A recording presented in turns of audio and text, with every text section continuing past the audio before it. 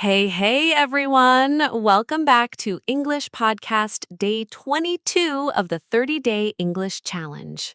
Day 22. Welcome to week 4, everyone. Yesterday, we finished 3 full weeks with a full conversation challenge. Today, we're starting something a little more creative. Ooh, creative? What's today's topic? Today's topic is Tell Me a Story, past tense storytelling.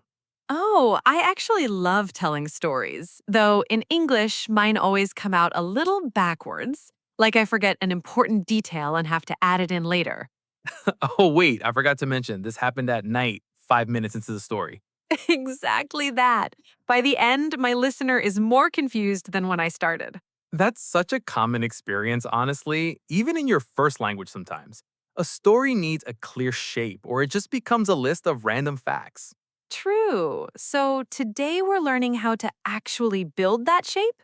Exactly, plus the grammar that makes storytelling flow smoothly. Mixing simple past for the main events and past continuous for the background details. Before the structure, let's talk about where this actually comes up. Because it's more than just entertaining your friends, right?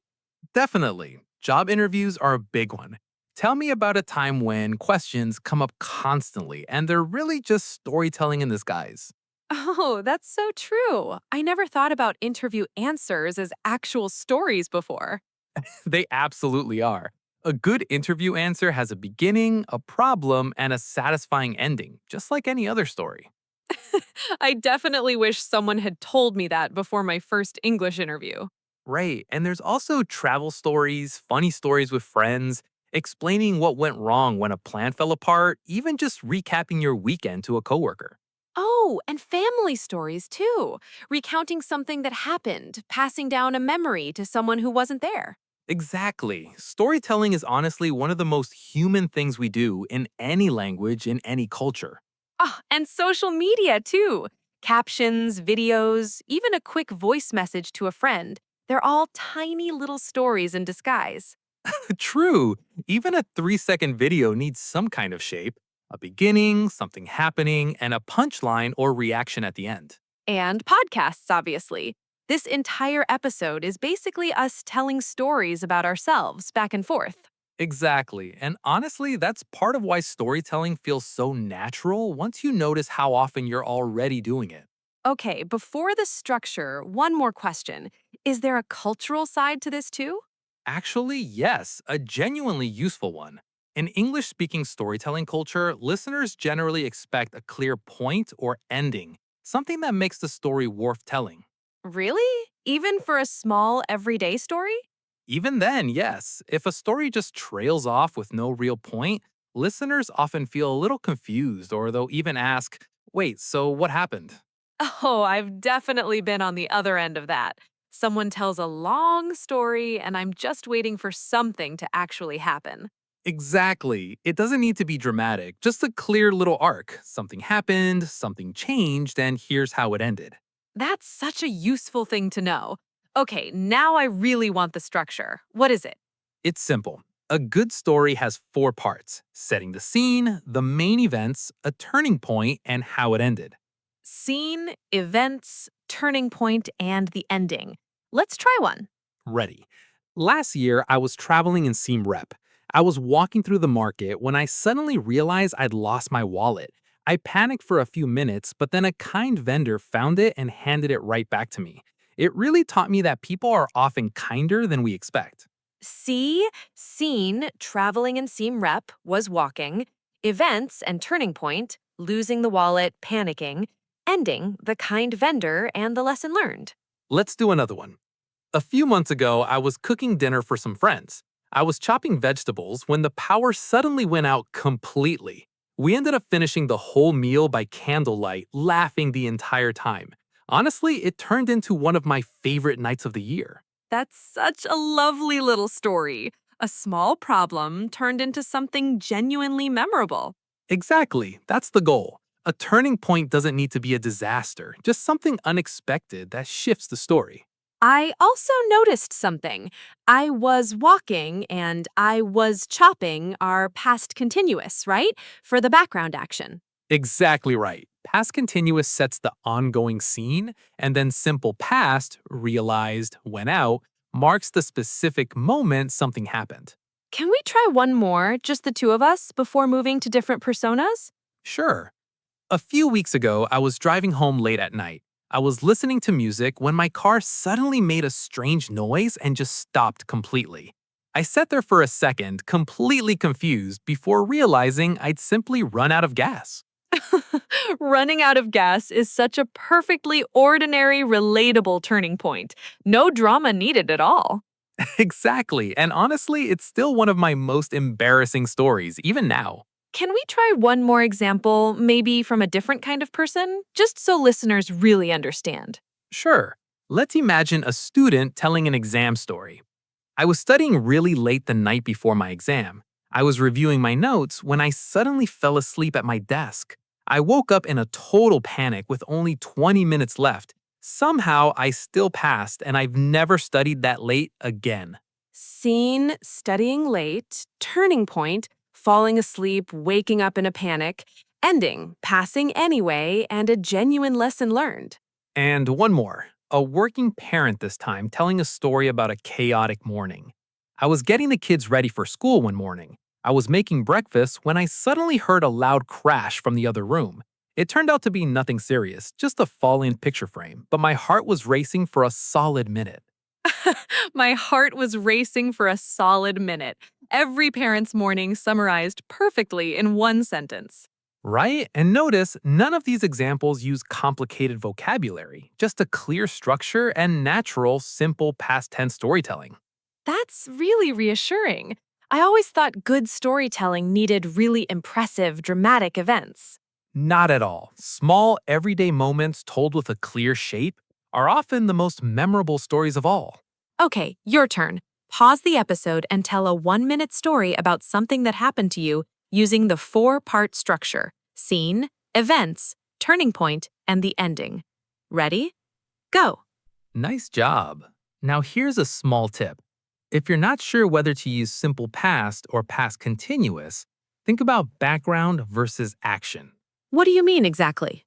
Background, ongoing action, gets past continuous. I was walking. It was raining. A specific completed moment gets simple past. I saw. It stopped. Oh, that's such a clear way to think about it. Background versus the actual moment something happens. Exactly. Once he noticed that pattern, mixing the two naturally becomes almost automatic. Mr. B, what mistakes do people usually make with storytelling? I feel like I've made a few of these myself already. Good question. Mistake number one, skipping the scene completely and jumping straight into events with no context at all. Guilty. I sometimes just start with, so then this happened, and my listener has absolutely no idea what this even is. Right, without the scene, the listener's playing catch up the entire time, instead of actually enjoying the story. Okay, mistake one, no scene setting. What's next? Mistake number two, mixing up the tenses, like saying I walk instead of I walked, which can make the timeline confusing. Oh, that's such an easy slip to make, especially when you're excited and talking fast. Very common, and honestly, it happens to fluent speakers too sometimes. Slowing down just slightly usually fixes it. What's mistake number three? Mistake number three, including too many unnecessary details, which we actually touched on in the cultural aside earlier. Right, like explaining the entire week leading up to the actual interesting part of the story. Exactly. Trimming the extra details keeps your listener genuinely engaged instead of quietly waiting for the point. Okay, mistake number four. Mistake number four, forgetting the turning point completely and just describing events flatly with nothing unexpected at all. Right, like a story with no real moment where something actually changes or surprises anyone. Exactly. Even a small surprise, like the power going out, gives the story real energy and shape. Is there a mistake number five? There's always one more. There is. Mistake number five, ending abruptly with no real resolution or takeaway, just trailing off awkwardly. That's definitely me sometimes. And then, yeah, that's basically it. A clear ending, even something simple like, And that's how I learned to always double check my bag, wraps everything up so much more satisfyingly. Quick bonus thought. Does pacing matter too? Like pausing right before the turning point? Great question. And yes, a small pause right before the surprising part can actually make a story feel much more engaging. Oh, like a tiny moment of suspense right before revealing what actually happened. Exactly. Even a 1 second pause gives your listener a moment to lean in without you saying a single extra word. Oh, 5 mistakes, 5 easy fixes, plus one bonus tip on pacing. Okay, one more question. Does storytelling change depending on the situation? Formal versus casual? Great question. Yes. In a formal situation, like a job interview, you usually structure it around a challenge and a clear result, sometimes called the STAR method. Situation, task, action, result. Like, in my last role, we were behind schedule on a major project. I took the lead on reorganizing our priorities, and we ended up finishing 2 days early. Exactly. Clear, structured, and focused on showing a genuine positive result. And in a casual situation, like telling a funny story to friends over dinner.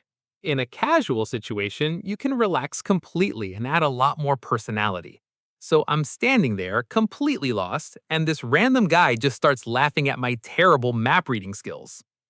This random guy just starts laughing. So much more dramatic, so much more fun, and so much more casual than an interview answer.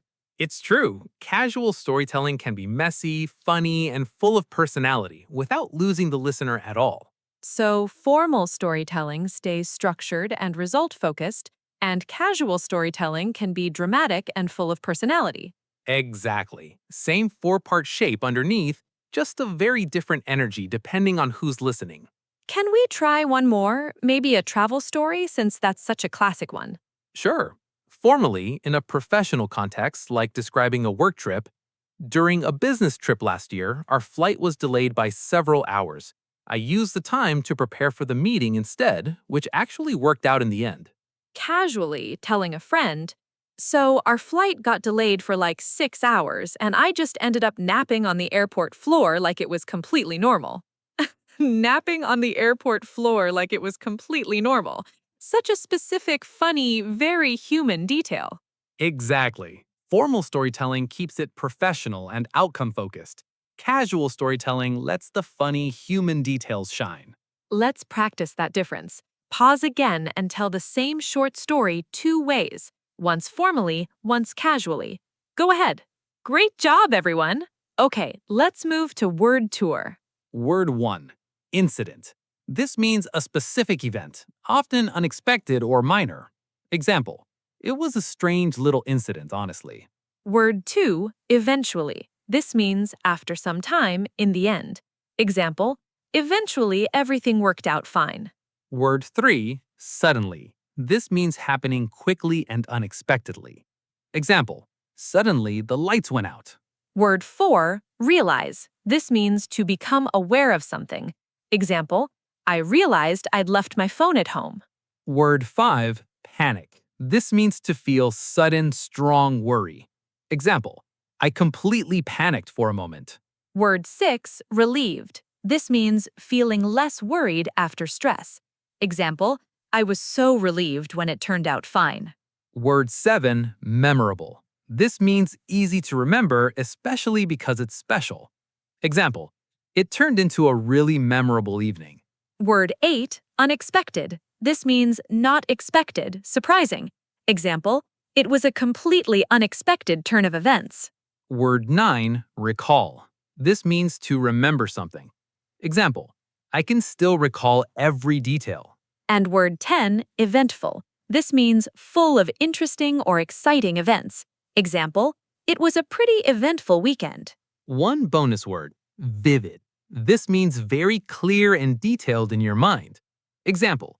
I still have such a vivid memory of that day. 11 great words. Try using 2 or 3 of them the next time you tell a story. Now, let's move to say it better. Instead of saying, then this happened, you can say, and then out of nowhere, this happened. Instead of saying it was bad, you can say it was honestly one of the most stressful moments. Instead of saying I was scared, you can say I completely panicked, to be honest.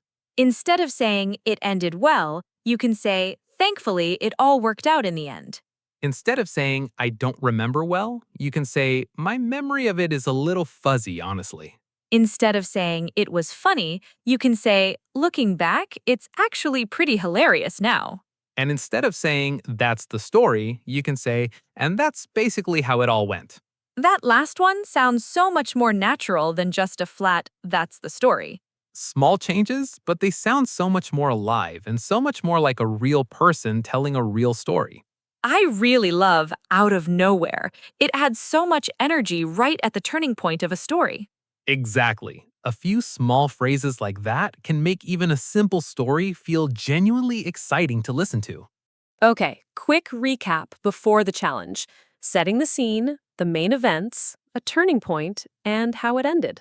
And remember the small fixes too. Always set the scene first. Keep your tenses consistent, trim unnecessary details, include a real turning point, and always close with a clear ending.